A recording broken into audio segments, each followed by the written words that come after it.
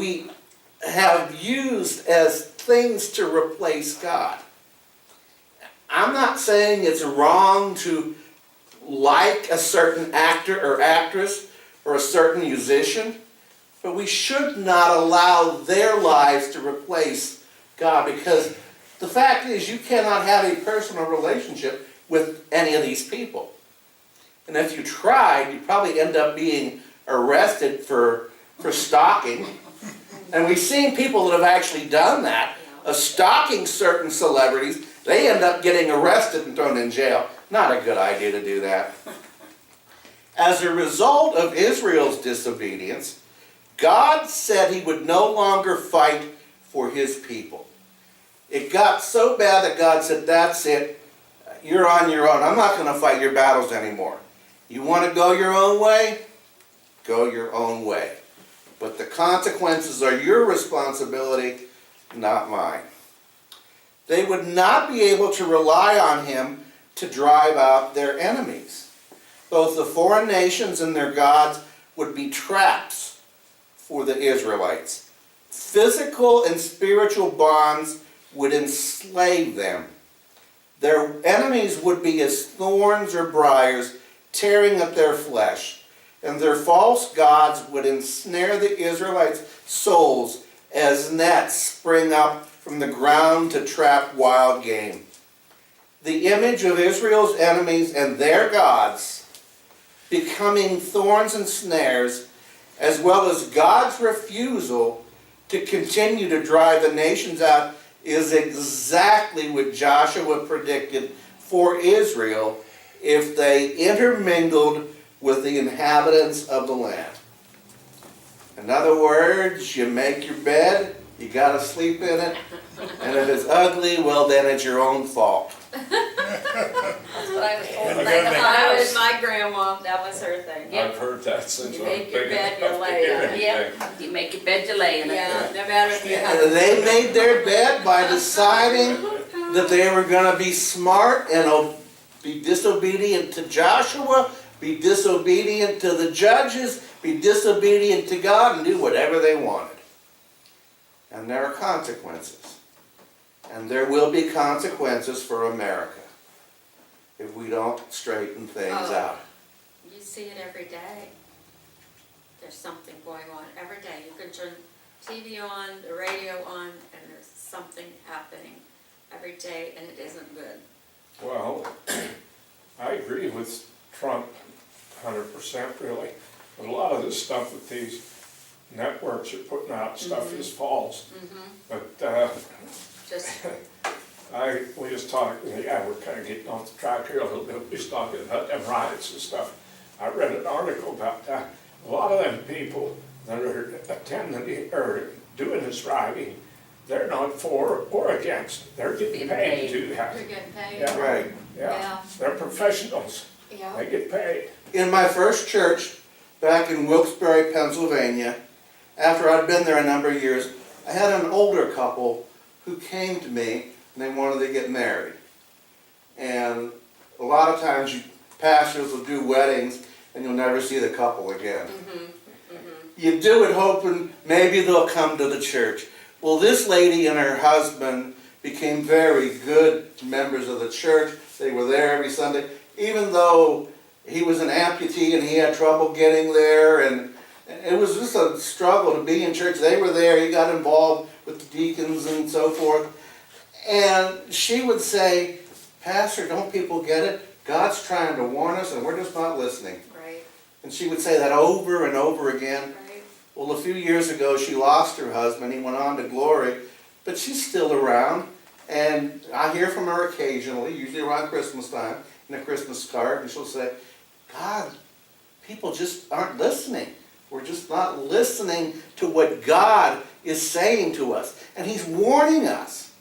A lot of the things that are happening are God's warning shots. But we're not listening to it, and we're not going back to God.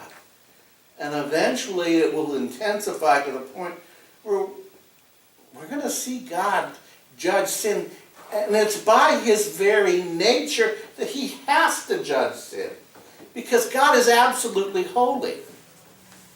It is for that reason that God instructed Moses, and this is seen in the book of Leviticus, more through Aaron, but also through Moses, of all of the various offerings that were to be taken, including a sin offering. And that ultimately led to the greatest sin offering that had ever been laid out, and that is the person of Jesus Christ on the cross. Because of that, because of what Jesus has done for us, we can be a new creature. We can be born again. We can be saved. We can become a child of God. And while America does not realize it, the greatest need in America is spiritual solutions. Yeah, we need a lot of other things. But the bottom line is the offering that Jesus has provided. We too have been disobedient to God. Pastor, I forget how long your wife's been gone. 1996. Okay, my husband's been gone 11 years. And in that time span already, we've went downhill instead of uphill. Oh yeah.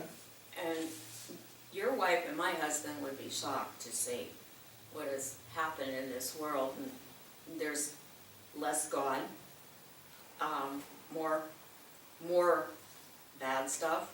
And the same way with my dad at 91, he cannot believe how it used to be. And everybody was kind and helped each other, and the farmers would go from one place to what the people are like now. It's sad. As an example of that exact point, worked with a guy the other night, an older guy, he should know better, and he asked me to do a couple things for him, small things, and I did them. And I noticed at the end of the night, he didn't say thank you one single time. There's Didn't say thank you, and I thought, that's such a simple thing. Some of these units, a lot of the kitchens are locked, and I happen to know where the keys were, because I'd been in the unit just a couple of days before, and I knew how to get where the keys were. He said, could you unlock the kitchen for me? I did that. Then he was on suicide watch, can you get me a banana? And I got him a banana. Okay. And I'm thinking, he never once said thank you. And that's not a big deal, but it is. Like, That little word. our society has just so disintegrated that it's all about me and what I want, and nothing else matters. And that's not pleasing to God. That's not pleasing to God. Did he ask you to get you a ham sandwich? No, we didn't have ham sandwiches back in the kitchen that night. Something that you mentioned there a little while ago was about what would Abraham Lincoln, George Washington, and some of the old saying my mother used to say was, well, if they knew about that, they'd turn over in their graves. Yeah. Yeah. Yeah. Yeah, you're right. Yeah. And I haven't been on this earth, I'm not going to say as long as most of you have, all of you have. But our society has changed dramatically just in my lifetime. As I said earlier, when I first started in kindergarten in 1960, the teacher would read the Bible and pray. Yeah. You don't see that anymore. And we haven't seen that for years. And that's the point, 1963, where you see the moral decline of America starting. And we're on this downward spiral, and it ain't good. And it's getting worse. I have to say something really cute. Okay, we could use cute about now. My little niece, Crookie, is 5, okay? She was on TV Friday morning on Channel 33. Her whole little class, Okay. kindergartens, Right. said the Pledge of Allegiance. Now, most schools aren't allowed to say the Pledge of Allegiance anymore, you know. And they said it. Now, out of like 20-some kids, she was the only one smiling. She was so excited to say the Pledge of Allegiance, and it was so cute. And I think that was nice of the teacher because, you know, they said pledge allegiance to God, you know, and they weren't getting hollered at for saying God. You know, it was so cute. Oh, these little ones. I went to a wandering country school back when I was a kid. First thing we down at school took up was to read the Bible and say the Pledge of Allegiance to the flag. That was the first. Saw something just a couple of weeks ago that really caught my attention, because it was in Mercer County, like, Mercer County? yeah. But it was Mercer County, West Virginia. And what they're doing in Mercer County, West Virginia, and have done for years, and they're starting to get in trouble about it, is public schools would have Bible class, Yeah. where you would study the Bible. This is in the public schools of Mercer County, West Virginia. Now some people are starting to complain about it, and they said it's always an option. The kids don't have to go. Right. And then they asked the one little girl, what do you think of Bible class? Oh, I love my Bible class. It's just so good to learn about all the things in the Bible, the Old Testament, to learn about Jesus. Just love my Bible class. This is in the public schools.